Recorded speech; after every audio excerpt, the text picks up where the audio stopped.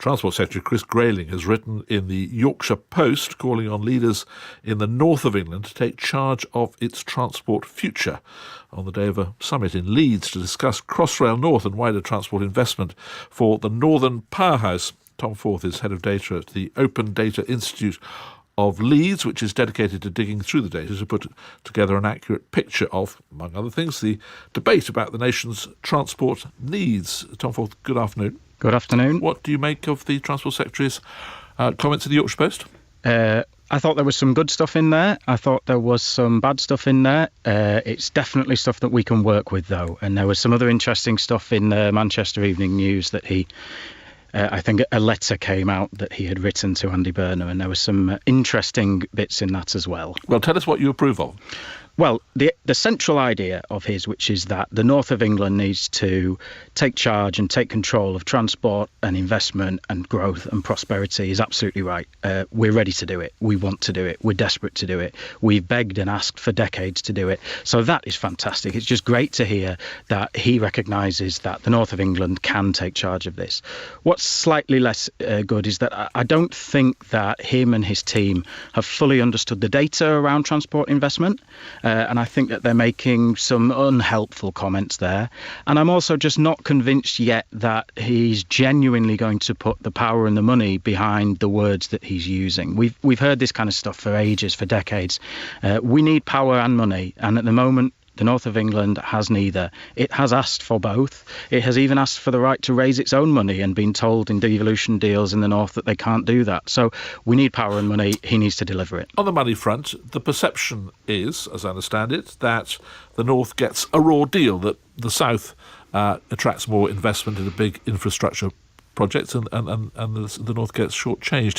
Is that true? Yes.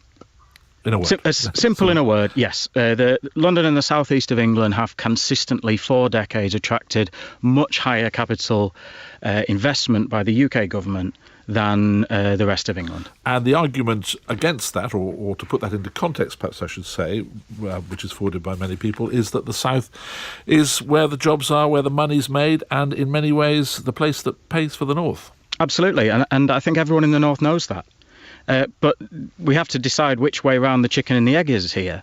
If you invest a huge amount of money in London and the South East transport, well, what a surprise. It's extremely economically successful. And we see other types of investment where London and the South East does very well. So it's fantastic. We've proved in this country over the last 30 years that investing in things like transport, skills and science and technology in the South East of England can generate fantastic economic returns. And all we're asking for in the north of England is some of the same, really. And we'd love to pay our own way. So I think the long-term vision for the north of England has to be to try and pay more of its own way within the UK. That's why we want the investment. And do you think that's realistic? I mean, do you think the figures involved are realistic? The amount of investment you need is possible in current circumstances? Yeah, so, I mean, IPPR North, who are in Manchester and Newcastle, have done some work on this. They've said, well, to catch up with underinvestment over the last decade or so, it would take about £59 billion. And that sounds like a huge amount. I think I worked it out as 4%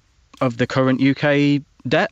It's not really very much, right? It's a lot. We have to commit to it, but we have to think that this is going to deliver long-term results. And in business, I run my own business. You make investments now to generate returns in the future. There is no reason why our great northern cities, whether it's Manchester, Birmingham, Liverpool, Leeds, Sheffield, wherever, cannot be as economically successful as the great cities of the same size in the European continent.